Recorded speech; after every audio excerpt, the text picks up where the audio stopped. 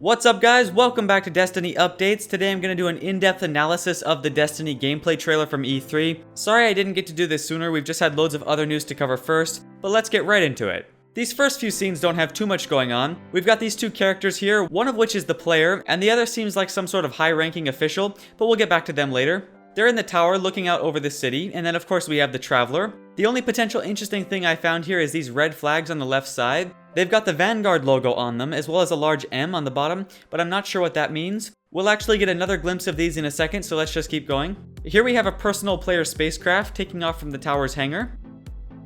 Now here's the flags again. This time you can see the logos more clearly. What the M means I'm still not sure, but the upper logo with the dots has been associated with the Vanguard.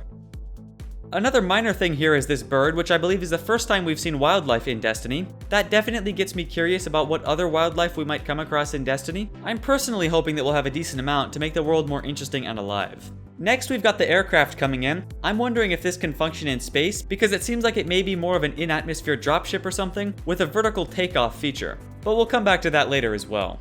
Now the real interesting part of this is if we pause at just the right frame, we see some pretty interesting stuff here. First, we have the FOTC logo, which was originally seen engraved on a gun. Then there's some form of numerical designation for the aircraft. But then, if we look down on this little stabilizer thing, we see the words, Forces of the City. So now we know what FOTC stands for, it's Forces of the City. And I'm pretty sure that every Guardian would be part of that. After all, us Guardians are Guardians of the City, so it would only make sense. Anyways, as the camera pans, we can see a view of the tower from the back. I kind of like how it has this almost ship-like design with the bridge or command area up on top overlooking the city. I think it looks pretty cool. Moving on, we leave the protection of the city and head out into the frontier. This is old Russia, outside of the Cosmodrome, where the people attempted to escape the fall by leaving Earth. Here we have the Hive, also known as space zombies. One thing to point out here is the environment. It has a really odd design. It also uses a lot of chains. It actually looks rather similar to this piece of concept art here, which is titled The Bridge of Chains. I'm definitely curious to see who created the place. Since the Hive is some form of zombie, I doubt they made it themselves.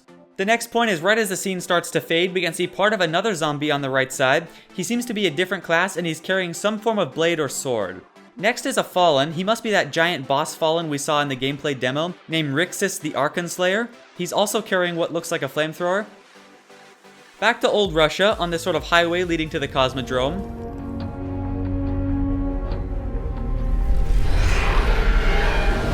Now here we switch to Mars, and I don't really know why, but this shot looking down at the sand and then panning up just looks amazing. I guess the sand is just really detailed. I don't know, I just think this shot looks awesome. Anyways, we can see what is most likely the buried city in the background, and then up in the sky we can see what has to be Phobos, one of Mars's moons, which even today in real life is on a decaying orbit, getting closer and closer to the surface of the planet. Now the fact that Phobos is in such a low orbit in Destiny's time must mean that either Destiny takes place an insane amount of time into the future, and by insane I mean like 40 or 50 million years based on the estimates I've found, or much more likely in my opinion, there was some huge event which caused massive change across the solar system, which we've already seen evidence of with all these planets, and I'm guessing it would have to have something to do with the collapse of humanity as well.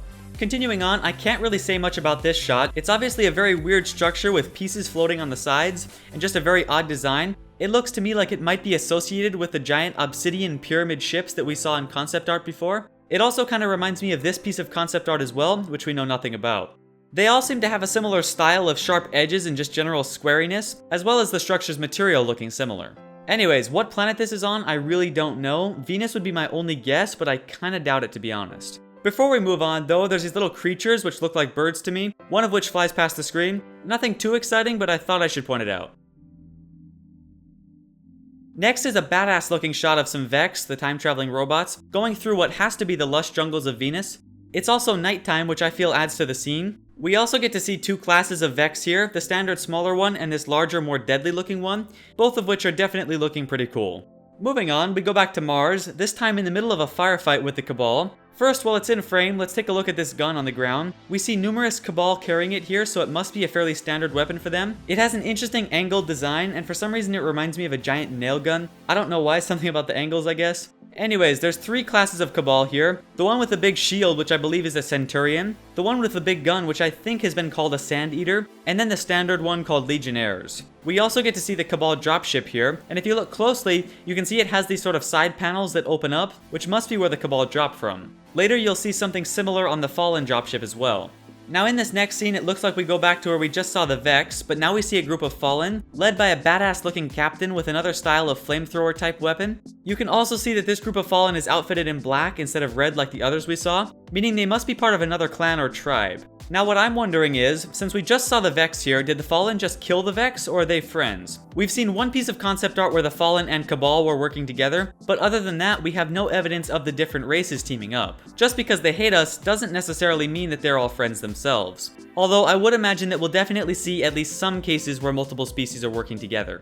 Back to the protection of the Traveler for a bit, we're in the tower once again. We can now see the front of these two characters. The one on the right is the Warlock that was playing throughout the demo, the player's character. If you look at him with his helmet and then here without it, they're definitely the same. This is pretty big news, as it means our characters won't always be hidden by a mask, and I'm sure we'll be able to customize our characters' faces as well. I personally think that's really cool and much more immersive, definitely happy to see that. Now the guy on the left, once again, I definitely think he's some sort of high-class guardian, perhaps like an important council member, someone with authority certainly, and I think it's likely that he's important to the story as well. The final thing here is that on the banner behind them and on the important guy's collar, we see the Destiny tricorn, meaning it also has important significance in the Destiny world and isn't just a logo for the game itself. What it actually means though, we don't know yet. Here's another angle of the tower with part of the city below. We can see a few guardians hanging around, resting on the railing and the steps. Then there's the security robots. There's another banner here with the Vanguard logo, and then over here there's a few more banners with the Destiny tricorn.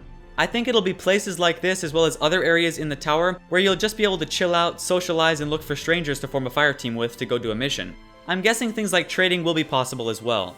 Continuing on, we've got the original 3 Guardian fire team from the gameplay demo, looking pretty awesome. Now here you can see we're inside the Cosmodrome's wall with some Fallen dropships moving in.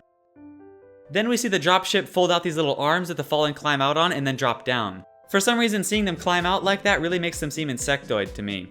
These are all Fallen Vandals, and actually here you can see this one is carrying a knife, which I thought was kind of interesting. We've seen them use swords before, but I don't think I ever noticed a knife. Moving on here, this next thing is really interesting. We can see what looks to me like a Fallen captain projecting some sort of protective force field. It looks rather similar to our space magic, but I'm sure it's something else. Probably technology based and not mystical. Whatever creates it, it definitely looks like a special power or ability that the Fallen will have, which makes me think they'll probably have additional abilities as well, not just that one.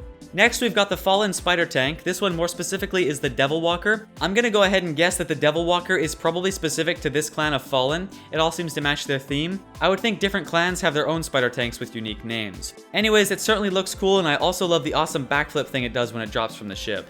After those action shots, we get some beautiful cinematic shots of old Russia. The graphics and art style just looks amazing. It's absolutely gorgeous, especially the lighting and the water are just beautiful. I sort of want to just go exploring out there more than doing the real missions. But after just seeing old Russia, I really want to see the other locations in Destiny. I just can't wait to see more, and I really hope we get more of these gorgeous sort of natural beauty scenes. Continuing on, we can see this aircraft's VTOL function more clearly. You can see as it comes in for its drop, the engine's direction changes over to a hovering position. Now let's talk about this aircraft. Personally, I don't think it's a personal player-owned spacecraft. Actually, I don't think it's a spacecraft at all. I believe it's an in-atmosphere only transport vehicle, and I also think this might be a city-provided transport for these missions. It seems much larger than the personal vessels we've seen, and also having forces of the city stamped on it makes me think it's more likely to be city-operated. The other thing is, in the cutscenes for this mission, we see this aircraft. But as you'll see here in a bit, when going to other planets, this craft isn't shown. The more standard personal spacecraft that we've been seeing is what's used. So I definitely think this isn't a spaceship, and I think it probably doesn't belong to the player either. Anyways, moving on, we've got the rings of Saturn looking pretty awesome. It's the first time we've seen Saturn in-game, and I think it looks great.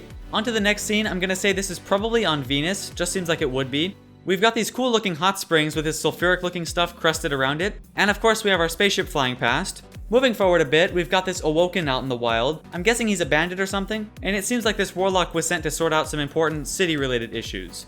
Next we get a good close-up of the Sparrow, our personal little speeder bike type vehicle, which looks quite nice. Moving ahead a bit here, we can see the Warlock fire off a Nova Bomb, and we get a good close-up as it completely vaporizes the enemies, looking pretty cool. You also get a good clear view of the space shuttle style ships in the background, which were intended to take people off Earth before the fall, which must be what the apocalyptic collapse is being called, but we can see that unfortunately didn't work out too well for them. Moving on to the next bit, we have another Guardian fire team coming into the public event. We've got a Hunter wielding a Galahorn rocket launcher and then a female Titan.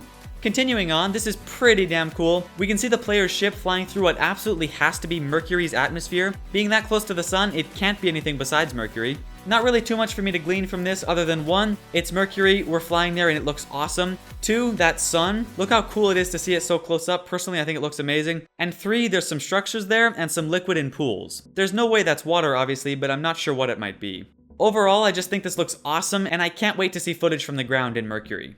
Onto the final group of scenes, there's a bit of Fallen running around, and then we see some really cool shots of these little Fallen bots. These particular ones are called Fallen Shanks, obviously some sort of combat assist bot. I'm wondering if they're going to be a major nuisance, kind of like the drones in Halo, but I guess that would depend on their numbers.